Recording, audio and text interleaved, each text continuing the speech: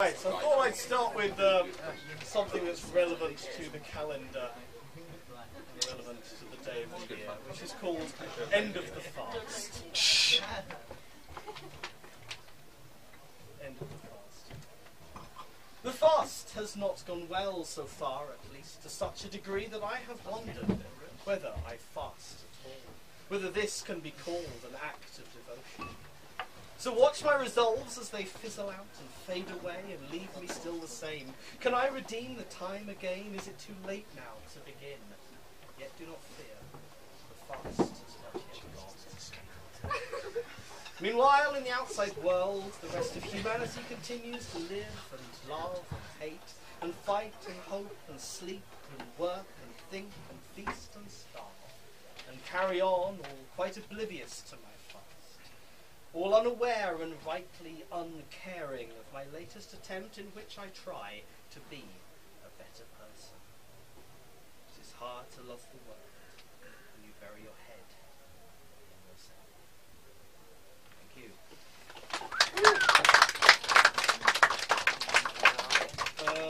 Okay, this one's called Fallen Moon. Last night, while the dogs were heard howling by the perimeter fence, grinning, baring their teeth, at strangers foolhardy enough to look at the fallen ruins of a guarded lie, in a burned-out building haunted by speeches, by songs, by unrealities, by emptier words on an empty stage, by the pointless anger and the pitiless rage, by the news that the moon fell from the sky, on a calm, unhurried, mist-hidden night, in the winter-time, storm-driven, disturbed, to lie drowning, half-naked in an icy river. That as most of the city was sleeping, I, a wanderer, rescued her, lifeless and cold, resurrecting her image once more to my mind, no more broken in vengeful iconoclasm. I dragged her from the water and silently saw her live again.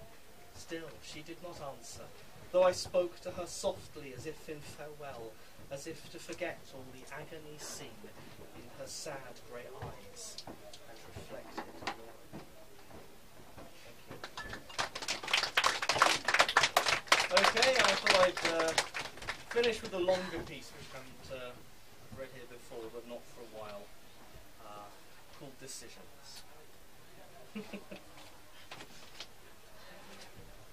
The time has come at last, I fear, the time when I at last decide. Can I, remembering what I hear, sit still and listen to the voice which calls me from the hillside? And not half listen, half distracted. The other voices speak of happiness, but not the happiness that you say. So speak to me again, I pray, now in the midst of my decisions, that I may listen to your words and hear them echo in my change. I am not a poor man. Riches beyond my wildest dreams have been promised to me, but hang dependent on my poverty, and so I fear my lack of lack and tremble at sufficiency.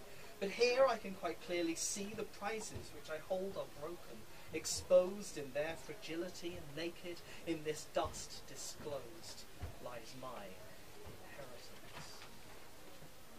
I will lower my head. I will uncover my head. I will disfigure my head. And I will pour dust upon my hair, and I will tear my joyful robes. I will remember. I have known this journey too many times. Are there no loving arms here to strengthen me?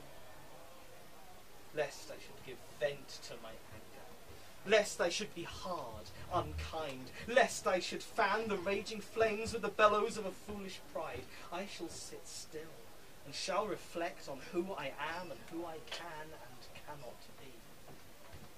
For in this heat I bubble, boil, or simmer gently, am contained. When will the scum be scraped away, and nothing but the sweet remain?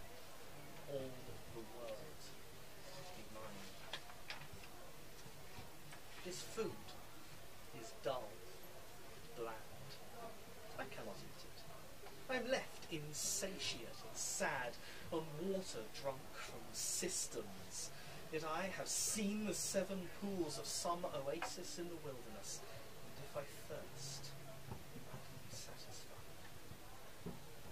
There are things which I had chosen to forget, things which in remembering disturb my comfortable world, where everything was safe and sound, where nothing was allowed to happen except on my terms, subject to my own appointed boundaries, where as some little god I ruled an unmolested, tiny universe, unburdened with the pains and joys of mercy, of the weights of others, the things I know and must forgive, lest my offences be secured against me, warehoused, recollected in the hour of my own judgment, that if you speak the word of release, then I am free.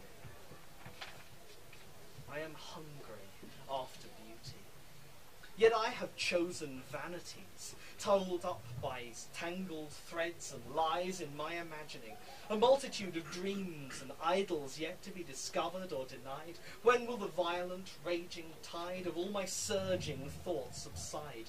Can I still turn aside from these? Or will I slave myself again, imprisoned by the broken chains of what I left behind, but do not leave? And seek instead in transient smiles, untouched by moth bite, rust, decay, unspoiled, unfaded.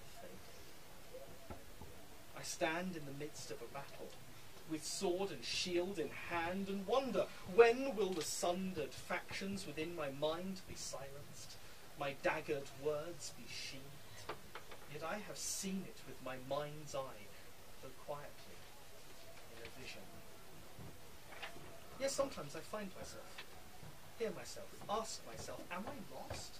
Standing stranded in some starless place where I can hear the mockery among the sound of many voices, but I cannot hear your voice among them. I cannot hear your voice. And so I sat a little while upon the wooden leather chair, and thought in silence as I there awaited once again the voice which called me from the hillside, to tell me of my hope and choice.